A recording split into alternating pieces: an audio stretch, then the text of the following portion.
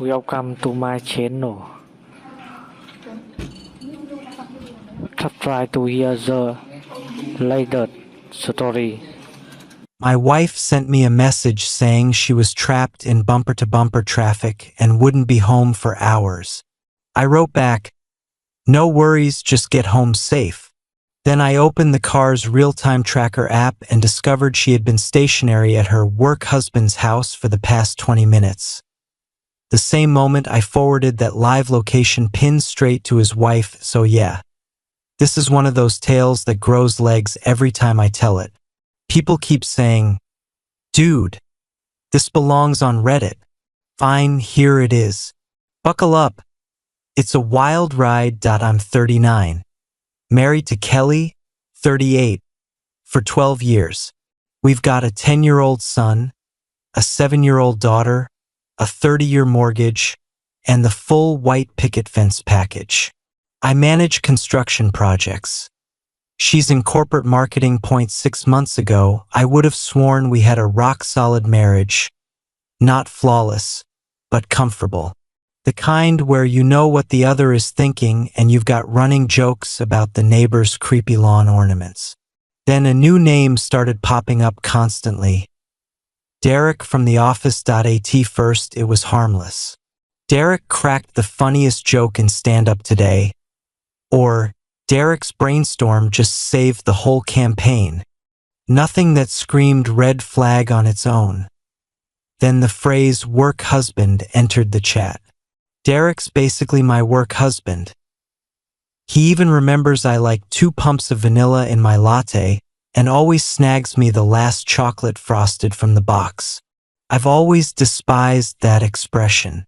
It feels like a sneaky way to dress up behavior our parents would have called outright disrespectful. I let it slide though. Trust matters, right? Around the 3-month mark of the Derek show, the late nights at the office became routine. Marketing is brutal during crunch time, so I didn't question it much. She'd text things like, "Drowning in this pitch deck, don't wait up," or "Whole team's pulling an all-nighter, grab pizza for the kids." Then came the glow up, fresh haircut, entirely new wardrobe, heavier makeup, sudden obsession with spin classes. Textbook stuff, I know. But when you're living it, you convince yourself it's just self-care or a midlife refresh. Fast forward to last Wednesday. At 5:37 p.m., I get the text. Massive wreck on the interstate. Everything's gridlocked. Could be hours. I reply, "Take your time, stay safe." Something nagged at me, though. I pulled up the local traffic map. Nothing major reported, so for the first time ever. I fired up the GPS tracker tied to her SUV. We'd installed it a couple years back after a break-in. It's one of those services meant for theft recovery, but it also lets you see live location. When we signed up, we both agreed either of us could check it anytime for safety. Honestly, we'd both forgotten it was even there. I punched in the login. The little blue dot wasn't on any highway. It was parked on a quiet cul-de-sac 30 minutes away. Street View confirmed the address belonged to none other than Derek and his wife, Emily. I sat frozen, watching that sit motionless in front of another man's house while my wife fed me a story about gridlock. She'd already been there 20 minutes when she texted me. My thumb hovered over the call button, but I stopped myself. A buddy of mine had lost his mind in a similar situation last year, showed up raging at the guy's office and ended up with a restraining order. I didn't want to be that guy, so I breathed, thought, and opened Facebook instead. Found Emily in about 10 seconds, 3 mutual friends. Small world. Her page was full of beaming couple photos, vacation shots, sappy quotes about soulmates. They looked nauseatingly happy. I sent her a DM I never imagined writing. "Hey Emily, you don't know me, but I'm Kelly's husband, Mark. I think something weird is going on. Qley just told me she's stuck in traffic. but the tracker on her car says she's been parked at your house for 20 minutes. Are you home right now? Attached. Screenshot with timestamp. Dots appeared almost instantly. Then her reply floored me. I'm actually at my mom's an hour away. She just had surgery. Derek told me he's working late. Let me check our driveway cams. Yep, that's definitely Kelly's white Highlander. His BMW is in the garage. Hang on. Second message. Give me 8 minutes. Longest 8 minutes of my life. I refreshed the tracker obsessively. The dot hadn't budged. Then, I just remotely triggered the front yard sprinklers. Smart home perks. Check the dot in 60 seconds. I burst out laughing through the shock. This woman was an evil genius. Sure enough, the dot jolted into motion. 30 seconds later, my phone buzzed. Kelly.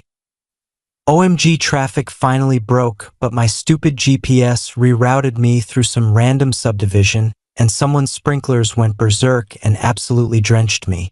I'm soaked head to toe. Stopping at the gym to change into the spare clothes in my trunk. Home in an hour-ish. Love you. I didn't reply. I typed back to Emily instead. Dot's moving. Just got the sprinkler sob story. Thank you doesn't even begin to cover it. Emily, we're just getting started.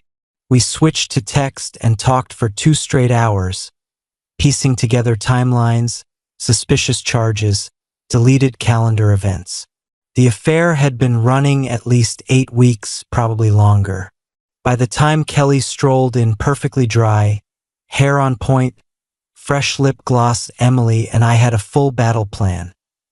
She kissed me hello, launched into an Oscar-worthy performance about the nightmare commute and the rogue sprinkler apocalypse. I played the concerned husband perfectly, asking follow-ups that forced her to dig the hole deeper. Which stretch of 95 was shut down? There was no shutdown. Whose house had the crazy sprinklers? Shrug. Random rich neighborhood. Thursday morning, I acted like the world's most oblivious husband. Made her favorite coffee, kissed her goodbye, wished her a great day. Then I called out of work and met Emily at a diner halfway between us. In person, she was even sharper, cool. Collected, eyes like steel. She slid across a folder thick with printouts. Recovered texts, suspicious Amex charges, calendar invites titled Client Dinner that never existed. Turns out Derek used the same 4-digit password for literally everything and had his phone synced to their home iMac. She'd been sitting on evidence for weeks, waiting for the perfect moment. Together we crafted what we dubbed Operation Burn Notice. The linchpin, the big annual company gala Friday night at a fancy hotel ballroom. Spouses invited. Both Derek and I were expected to attend. Friday evening, Kelly spent 2 hours primping in a brand new dress I'd never seen. I told her she looked stunning, meant it too. No reason to tip my hand. We walked in, she immediately started scanning. Her face lit up when she spotted Derek across the room. There they are, she chirped. Come meet Derek and Emily. We approached. Emily gave me the tiniest nod. Handshakes all around. Derek gripped my hand with that alpha squeeze. Great to finally meet you. Bro, Kelly never shuts up about you and the kids. I smiled wide. Funny, you're pretty much all she talks about these days. His grin flickered. Emily looped her arm through his. Sweetie, go grab us drinks? Kelly, walk me to the ladies' room. The second the women were gone, I turned to Derek. So how long have you been sleeping with my wife? Every ounce of color drained from his face. Whoa, man, I don't know what you. Save it. I've got GPS logs of her car in your driveway Wednesday night while she texted me about traffic that didn't exist. Emily's got your entire sexting thread. Pretty creative stuff. He recovered fast. Look, it's not what you think. Oh, it's exactly what I think. You two just forgot spouses aren't as stupid as you hoped. I tilted my head toward the giant projector screen at the front of the ballroom. Right on cue, it flared to life. Elegant title slide. A very special presentation. Emily had slipped the AV guy a USB 10 minutes earlier. She was on the planning committee, so no one questioned it. Next slide. Blown up screenshots of their company messenger flirtations, complete with profile pics, dates, and timestamps. Nothing X-rated, we're not animals, but crystal clear what was going on. The room went graveyard quiet, then erupted in whispers. Qley noticed last. Someone tapped her shoulder. She turned, saw her own words 20 feet tall, and went ghost white. Final slide. Questions? Direct them to Qley, Derek, or their very surprised spouses. HR killed the projector, but the damage was done. 50 coworkers had just received a 4K documentary of the affair. Derek hissed at Emily, "Are you insane?" She smiled like an angel. "Not anymore. Your golf clubs will be on the lawn by sunrise." Qley rushed me, mascara rivers.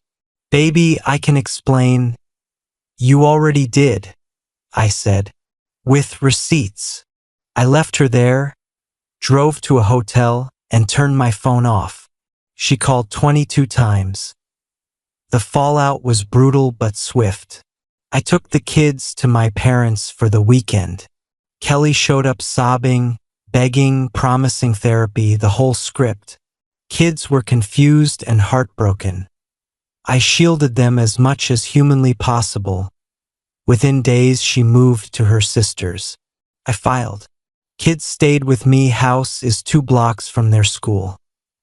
Derek got canned the following Monday. Turns out he was her direct supervisor. News to me. And the company has a strict no fraternization rule for management. Oh, and he already had 2 prior HR complaints for boundary issues. Denizo. Qley kept her job but got slapped with a demotion, transfer, and a month's probation. Emily and I stayed in close touch through the twin divorces. She dismantled Derek with surgical precision. He didn't even fight the terms once. She handed his lawyer the terabyte of evidence. 4 months post D-Day. Emily asked if I'd like to grab coffee. As a date, not a support group. I hesitated. Bonding over mutual betrayal felt like shaky ground. But coffee became dinner. Dinner became hiking with my kids, who instantly adored her. And 6 months later, we were officially together. Both divorces finalized. We're stupidly happy. The kids call her Miss Emily and ask when she's moving in. She did. 2 months ago, into a new house with 0 bad memories. Qley's in intensive therapy, owning her choices, and has become a solid co-parent. We're not friends, but we're civil and kid-focused. The company still whispers about the PowerPoint incident. New hire orientation apparently includes the line, "Whatever you do, don't pull a Derek and Qley." And that, folks, is how a forgotten GPS tracker and a vengeful wife's smart sprinkler system accidentally gave me the best relationship of my life. Update, answering FAQs. Yes, the tracker was 100% legal. Joint car, joint account, explicit mutual consent that we went nuclear because private confrontation would have led to months of denial and trickle truth. Public proof ended that possibility instantly. Qley kept her job because policy treats supervisors and subordinates differently. Plus, Derek already had prior strikes. Emily and I had 0 contact before that first DM. Our relationship started long after the betrayals were exposed. The presentation only used company messenger logs, 0 expectation of privacy, and was loaded by someone with legitimate AV access. Lawyers greenlit everything. Kids are in therapy and doing remarkably well. Emily's favorite detail she wanted included. When Derek tried to sue for invasion of privacy, Emily produced records of him booking actual conference rooms for meetings that never happened. Man couldn't even cheat competently. Second update 1 year post D-Day. Divorces long final. Custody stable. Qley has genuinely grown. Therapy did wonders. We're respectful co-parents now. Derek reportedly fled the state and took a pay cut 2 levels down at a competitor, spinning it as a career move. Emily and I are living together in our new place. The kids say the house feels peaceful now. We still do individual and couples therapy. Neither of us ever wants to be that blind again. I finally deleted the tracker app. That chapter's closed. Do I regret the ballroom PowerPoint? Not for a second. It was dramatic, but it ripped the Band-Aid off in one clean pull. Qley later admitted the public proof was the only thing that forced her to stop lying to herself. My daughter recently asked if I'm going to marry Emily one day. When I asked how she'd feel, she shrugged and said, "Good. You smile for real now. Life after betrayal can be messy, but it can also be better than what you lost. Trust your gut, gather your proof, and remember, how you handle being stabbed in the back says everything about who you really are. And if you ever need to ruin a cheater's night, never underestimate the power of landscape irrigation and a well-timed slideshow." For Emily's last birthday, I got her a tiny desktop fountain that shoots water unpredictably. Some weapons just deserve to be commemorated.